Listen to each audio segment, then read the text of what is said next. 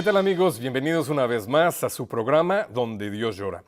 Un programa donde conocemos las realidades de la Iglesia Católica que sufre y pasa necesidad alrededor del mundo. En esta ocasión tenemos a una invitada muy especial, es la doctora Marcela Szymanski.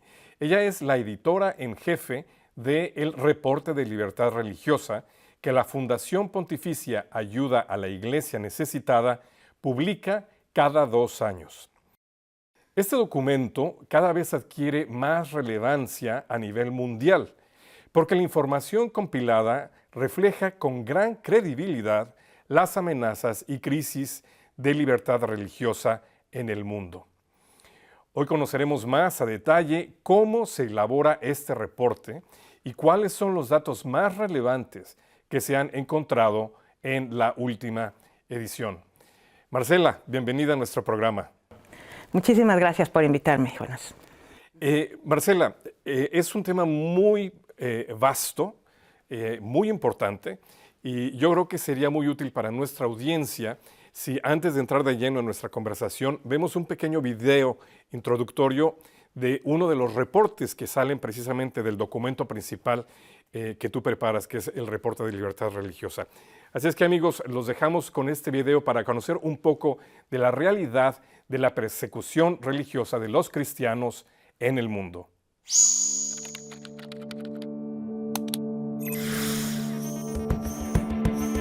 Basado en una evaluación de países de todo el mundo, el informe de ayuda a la Iglesia necesitada sobre la libertad religiosa en el mundo 2021 concluye que las violaciones de este derecho humano fundamental se han expandido y acelerado significativamente desde nuestro último análisis en 2018. Cerca de 4.000 millones de personas viven en los 26 países clasificados como naciones que sufren los ataques más intensos a la libertad religiosa. Casi el 50% de estos países se encuentran en África. En los 2 últimos años, los grupos yihadistas transnacionales que persiguen sistemáticamente a todos aquellos que no aceptan la ideología islamista extrema han consolidado su presencia en el África subsahariana. Si bien una gran parte del territorio no es accesible para los trabajadores de ayuda humanitaria, los gobiernos no pueden o en algunos casos aparentemente no quieren abordar el problema. Solo recientemente se han establecido grupos de trabajo multinacionales para ayudar a los gobiernos locales. En Asia, China y Corea del Norte son los peores infractores, donde la libertad religiosa es inexistente, al igual que la mayoría de los derechos humanos. En China, el control estatal es cada vez más opresivo. La vigilancia masiva, incluida la tecnología refinada por inteligencia artificial, un sistema de crédito social que premia y castiga el comportamiento individual y la represión brutal de grupos religiosos y étnicos refuerzan la supremacía del Estado. Esto es particularmente evidente a través del internamiento masivo y los programas de reeducación coercitivos que afectan a más de 1 millón de uigures, en su mayoría musulmanes, en la provincia de Xinjiang. En Myanmar, los continuos ataques contra cristianos e hindúes en el estado de Kachin han pasado desapercibidos debido al ataque masivo y en varias fases por parte del ejército y otros grupos armados contra el 1 millón de rohingyas, en su mayoría musulmanes, en el estado de Rakhine. Un desafío cada vez mayor a la libertad religiosa en Asia proviene de la expansión de los movimientos nacionalistas étnico-religiosos. La tendencia afecta a miles de millones en este continente, principalmente en contextos democráticos o semidemocráticos, como en la India de mayoría hindú y Sri Lanka y Myanmar de mayoría budista. El profundo impacto de las violaciones de la libertad religiosa es muy evidente en Pakistán, donde mujeres y niñas vulnerables de grupos religiosos minoritarios son secuestradas, violadas y obligadas a cambiar su fe en las llamadas conversiones forzadas. Estas niñas y mujeres se convierten en esclavas cuando sus derechos se les niegan de manera tan completa.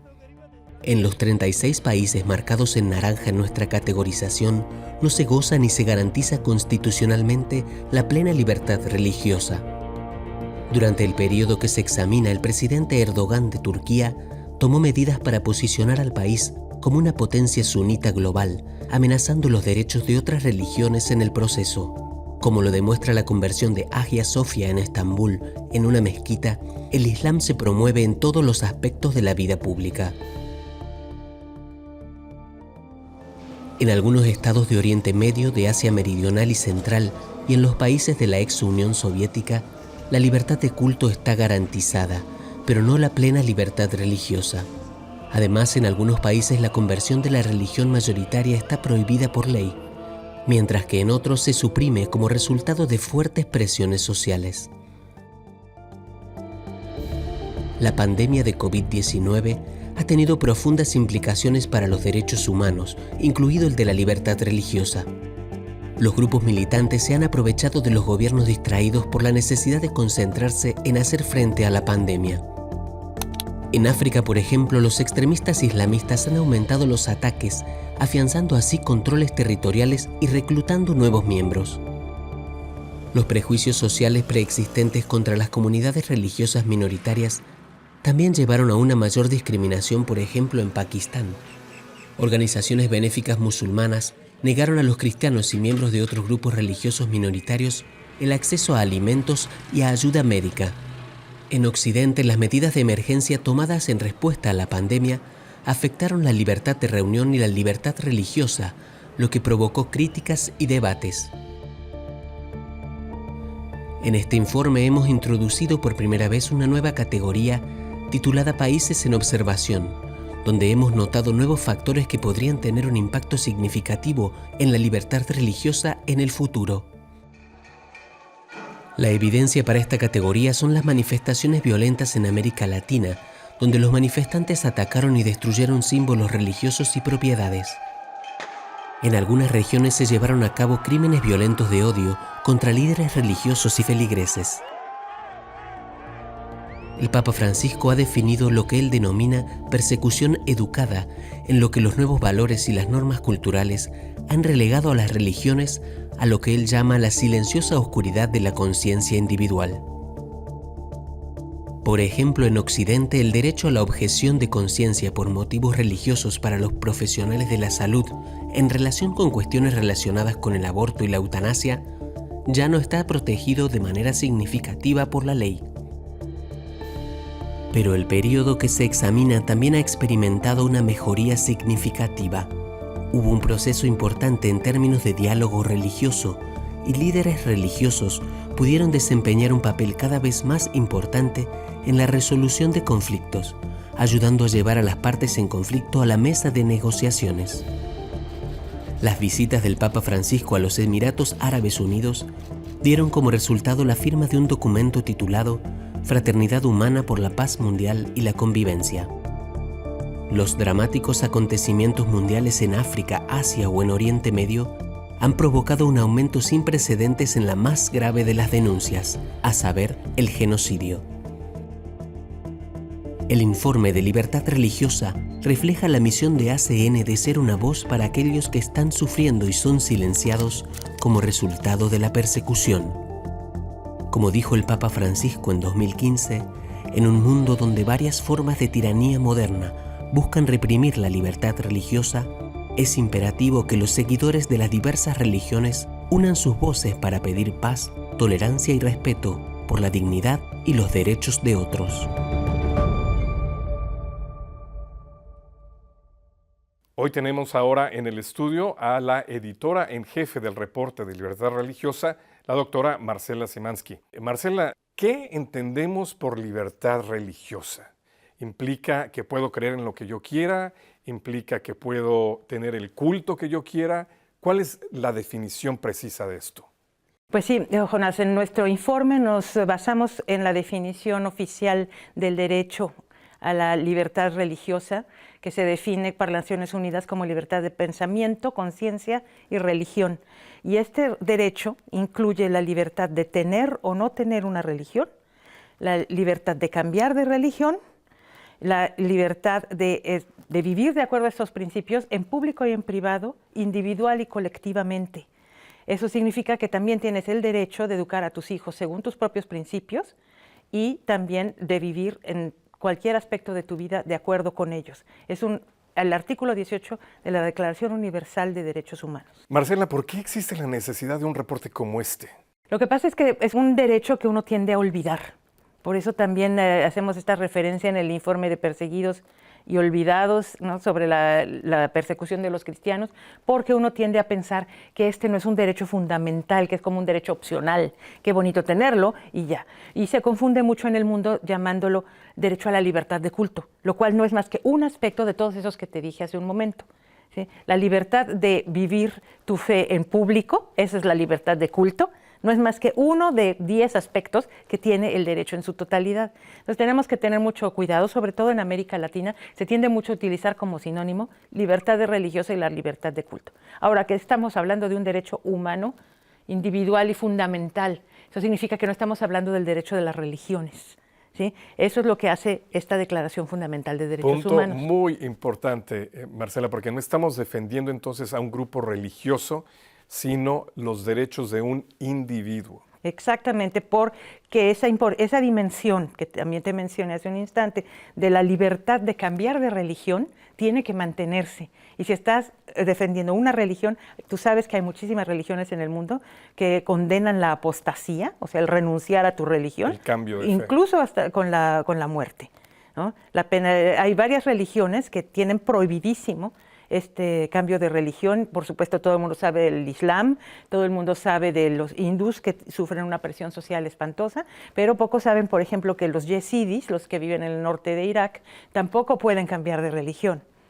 Entonces, hay una cantidad de problemas que se suscitan al estar limitando la libertad religiosa a la libertad de las religiones. Y entonces, el propósito de este reporte es detectar las violaciones a este derecho a nivel mundial. Sí, les llamamos incidentes o desarrollos, ¿no? Porque hay veces que la violación de este derecho se hace de manera indirecta, ¿no? Por ejemplo, como lo vimos muy claro durante la pandemia, ¿verdad? Porque, cuidado, no te vayas a contagiar, pues ya que te cuento que durante un año no vas a misa. Puedes ir a apostar si quieres a un casino, pero no puedes ir a misa. Y ese tipo de situaciones, ya, eso conlleva una violación a la libertad religiosa de los individuos que se vieron discriminados en su actividad como comunidad religiosa cristiana o como ellos mismos que querían celebrar los santos sacramentos y no podían. Y hay violaciones directas como las que vemos en Nigeria o en Pakistán todos los días en lo que es muerte violenta. Hay violaciones delicadas o casi bien educadas, como dice el Papa. Marcela, hay otros reportes similares a este, no es el único reporte que se hace sobre libertad en el mundo. ¿Cuál es la particularidad que tiene el que publican ustedes? Este informe de ayuda a la Iglesia necesitada es el único que no está hecho ni por ni para un país, ¿sí? Los otros dos que existen, completos, cubren lo mismo que nosotros, 196 países y las principales religiones en cada uno de ellos. Los únicos dos otros que existen así son los que hace el Departamento de Estado de Estados Unidos.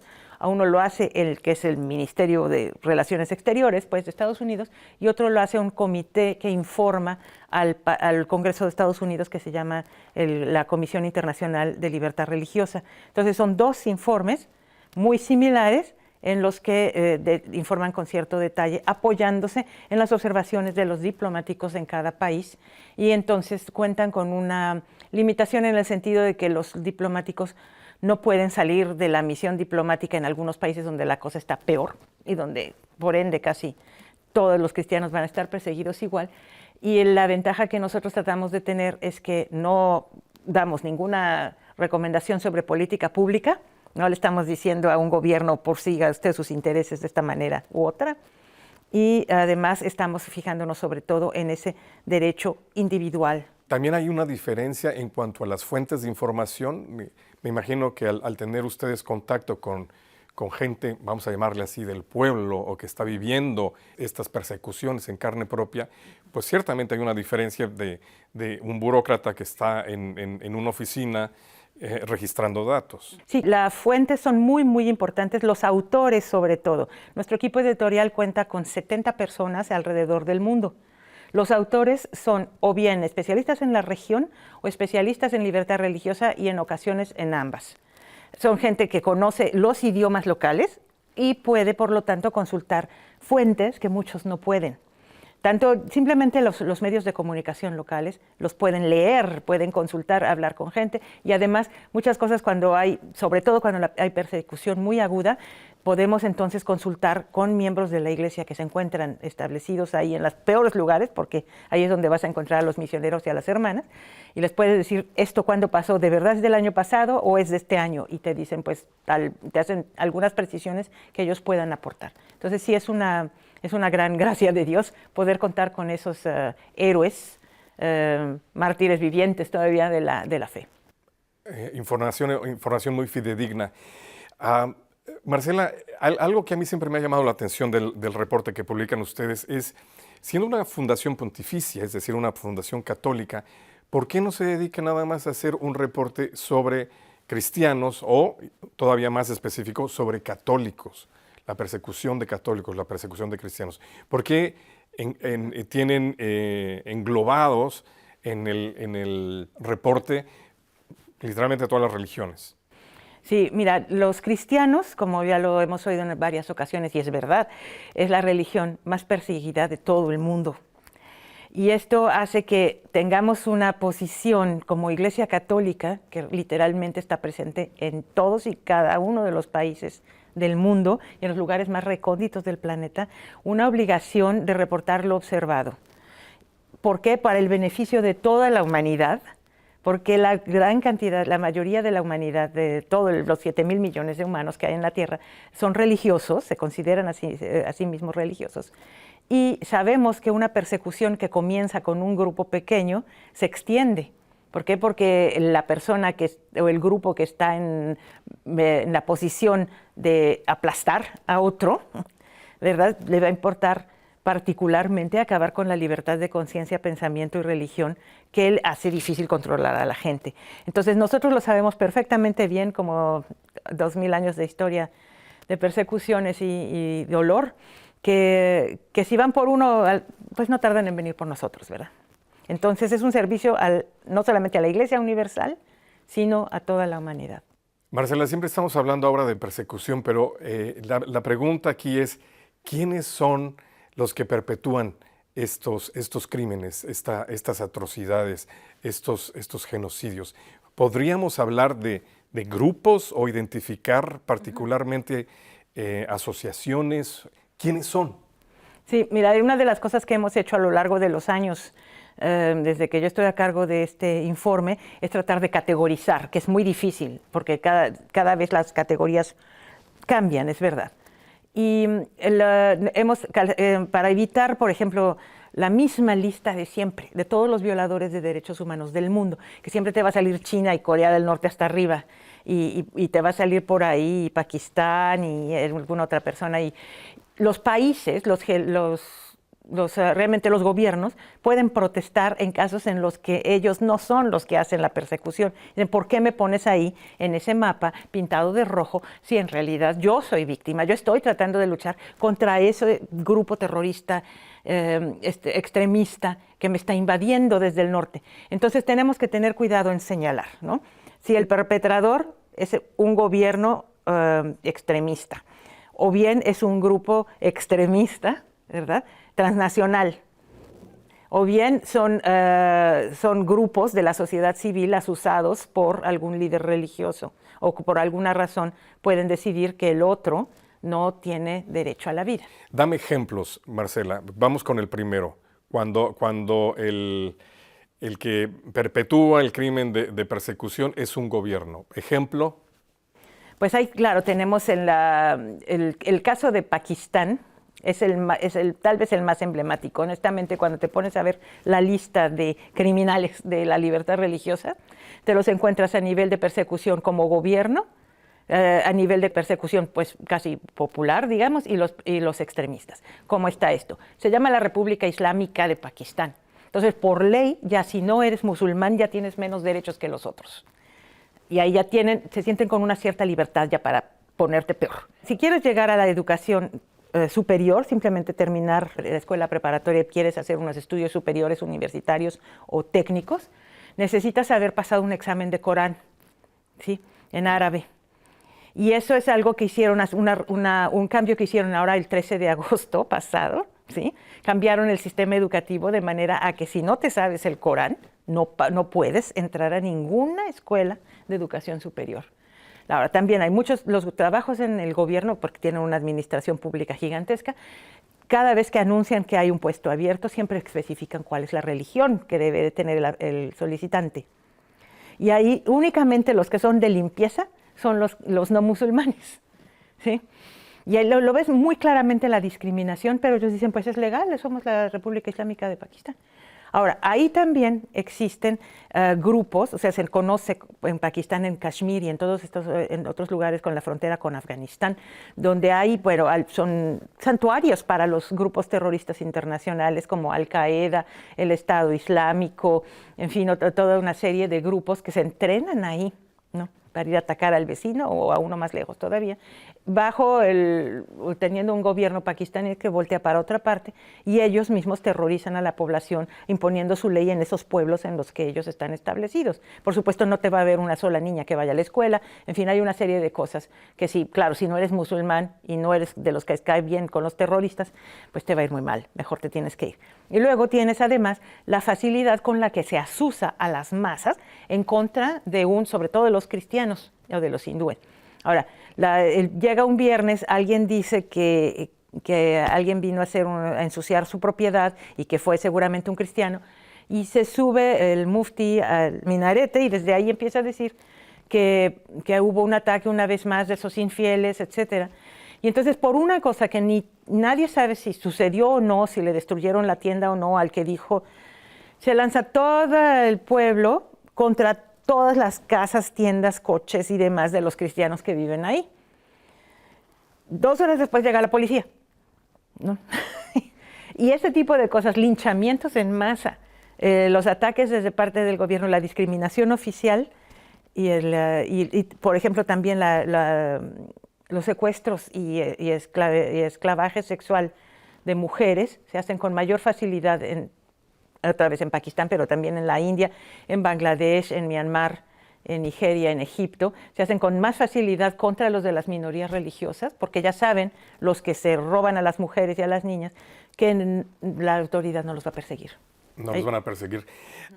Marcela, ya estabas mencionando Al-Qaeda, el Estado Islámico, que es la otra categoría, cuando los llamaste tú grupos terroristas transnacionales. Uh-huh.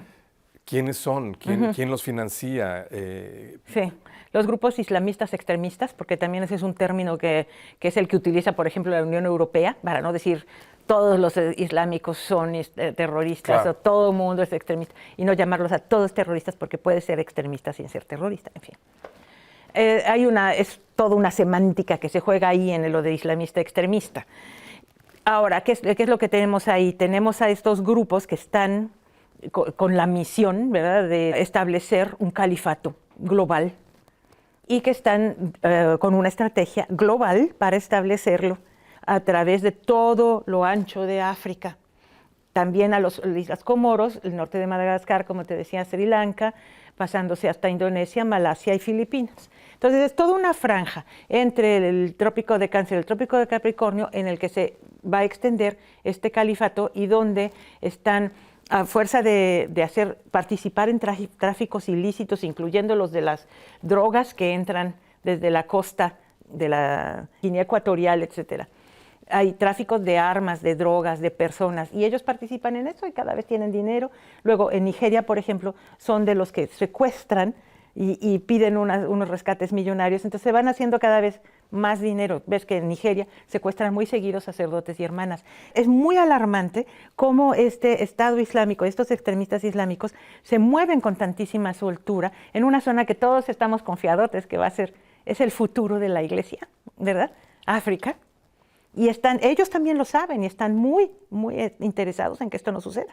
Marcela, parecería, si uno revisa las diversas ediciones que han hecho ustedes cada 2 años, parece que el número de países rojos, porque ustedes los dividen en rojo y naranja como persecución o discriminación, uh-huh, parece que cada año hay más países rojos. ¿Es esa la realidad? Mira, hay que ver ese mapa como 3 mapas en realidad. Es el mapa de la persecución, es el mapa del martirio y del sufrimiento, sí. Pero también es el mapa de donde vive la gente con mayor fe, ¿sí? La gente que aún con un cañón de rifle o un machete junto al cuello no va a renegar de su Dios, ¿sí?